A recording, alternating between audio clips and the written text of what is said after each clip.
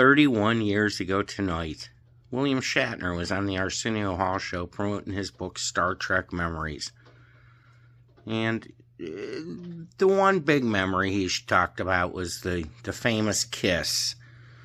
If you know, you know, and if you don't, you will know after you watch the video. But the most interesting thing here is when Shatner wrote his book about Star Trek Memories, how much he learned about himself. Not from introspection, but from what others told him about himself. So, some people are... We don't change, do we? Do we? Don't expect people to change, to do the right thing. His latest book, Star Trek Memories, gives you all the 411 on his days aboard the Starship Enterprises as Captain Kirk. Please welcome William Shatner.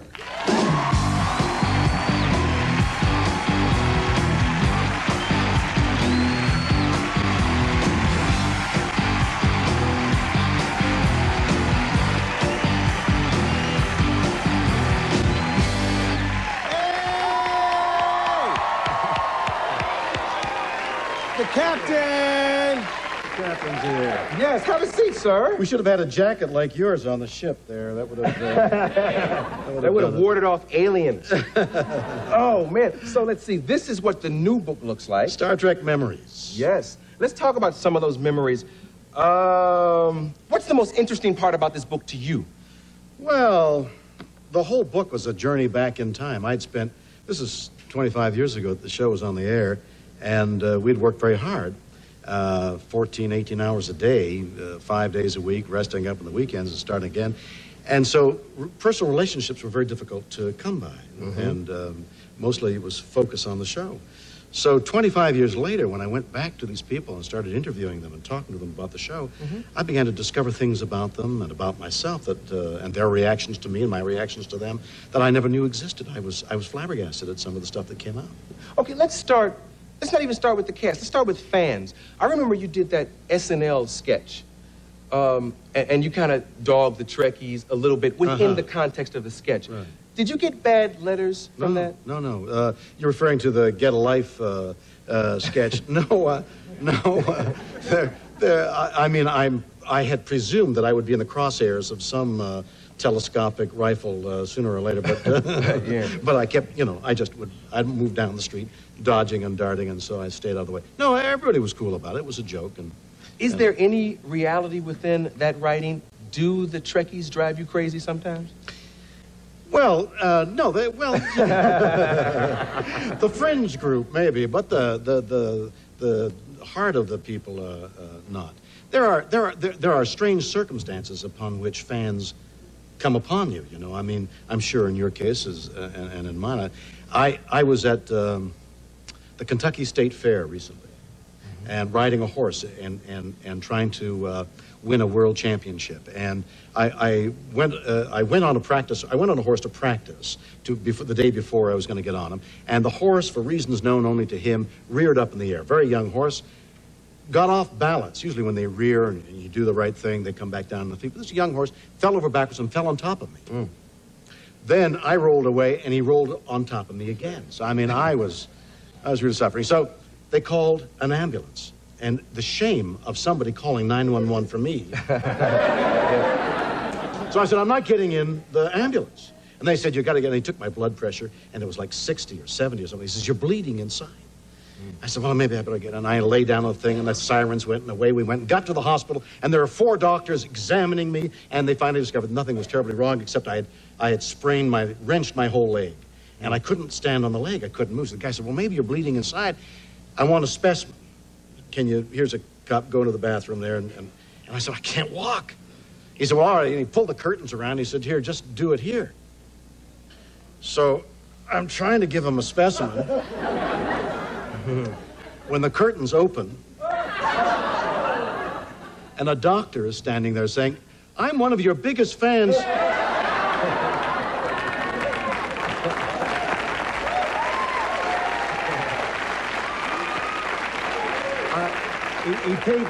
He paid me the ultimate compliment by asking me for my autograph. Yeah. Yeah, I mean, wow, that's the side of Captain Kirk no one knows. Very few people. Check that out. Oh, boy, Long Dong Shatner. We'll take a commercial. We'll be right back.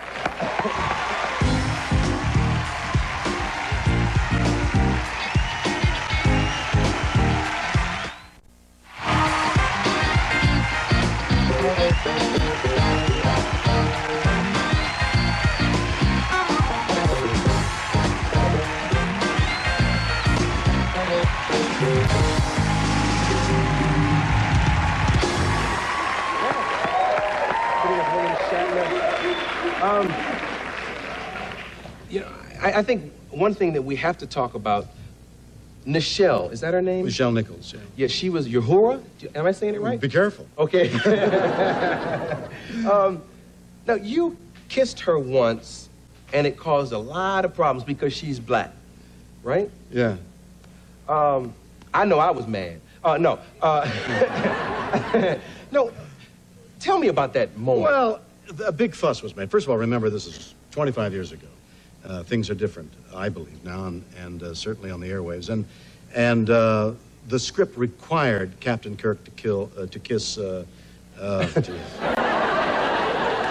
wish I hadn't said that. Doggone it. What kind of Freudian slip was that? I don't know. I was going to say to kill myself.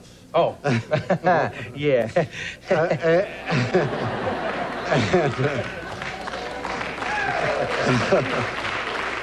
And the script required me to kiss her. And what I mean by that is some alien was forcing me to kiss her. So the black-white kiss of the century was not really taking place. But even so, the network and the studio and the affiliates along the line, everybody got nervous about it. And gradually the kiss got watered down more and more and more. And finally, it ended up where we really didn't kiss, essentially. It looked like we kissed, but it didn't kiss. Wait, hold time out. Sen, do you have the clip? Let's look at it. You have the clip? I would hear your voice from all parts of the ship. And my fears would fade. And now they're making me tremble. But I'm not afraid. I am not afraid.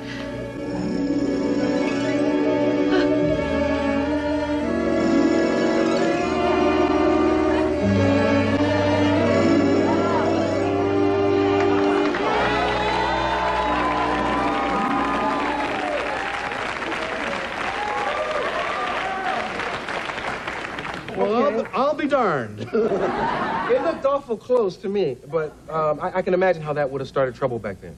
Yeah. Well, that was a kiss, wasn't it? All these years, I thought I didn't kiss her. It looked like... Did you feel her lips? Yes. That was a kiss. Yeah, that was a kiss. That was what that was. Okay, let me ask you a question. Okay, be honest, because the cameras are on you. Yeah. Off screen, did you ever date her? No. You didn't date her? Okay, because the reason I was kind of laughing when you said kill instead of kiss was because there is a rumor now that she hates your guts. Is that true? Well, she's coming to my house for Thanksgiving, so I hope she doesn't hate my guts, too. Okay. No, what happened was I interviewed her for the book, and we proceeded to talk, and she told me some wonderful stories. She was going to quit the part, and Dr. King said, don't quit. You're a wonderful example of what we should aspire to be and stay, and so she stayed. And then I put my equipment away, my interview equipment, the tape recorder and all, and she said, well, wait a minute, what are you doing? Don't you want to hear how much we despise you? And I said, well, I put my stuff together, and it turned out that there were hidden resentments that had harbored there for many years, and I let her ventilate them. And but she's cool now. I hope so. Now, Scotty, he won't even speak to you, right? He won't talk to me. What's up with Scotty? I don't know. If I could only find out. I've got to solve that mystery. I mean, have you called him? Several times, yeah. I'm sending him a message now. Yeah, Scotty, what's up, man? You know, that's my attitude. Just what's up? Go to his apartment and ring his bell and say, beam me up. Scotty. I can't find his bell. Oh, well, what were you like in those days? Do you see things when you look back in retrospect that might... Well, I know that the show was so important to me that what might be thought of as ruthless, or, you know, this will work, this won't work, let's do this, let's not do that, might be considered single-minded by people who were affected by that. And that's probably what happened. Because a show needs a core, needs a central moving force, and people and things get disturbed as you make those decisions, as you only too well know on your show. Yeah, absolutely. Now, you have this other book, Tech Secret. The Tech Secret. 2-hour movie coming out of this, Two-hour movie starting January 19th. The Tech War books, of which the 5th one, Tech Secret, is out, are 4 two-hour motion pictures on television this coming year.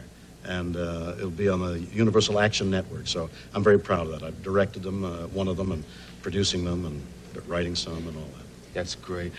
You mentioned 911 in the first segment. Just very briefly, what do you think of the Brady Bill? Well, I think the Brady Bill doesn't go far enough. I mean, it's crazy that we're all walking around with guns and no strictures on them. I think we should definitely have the Brady Bill, but more so.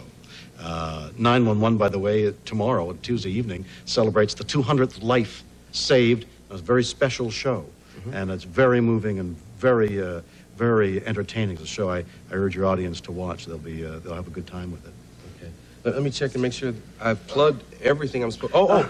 Soul Train. Check your local listings. It's no. Okay. Star Trek Memories and Tech Secret available in stores now. 2-hour movie coming soon. Please thank the captain for me.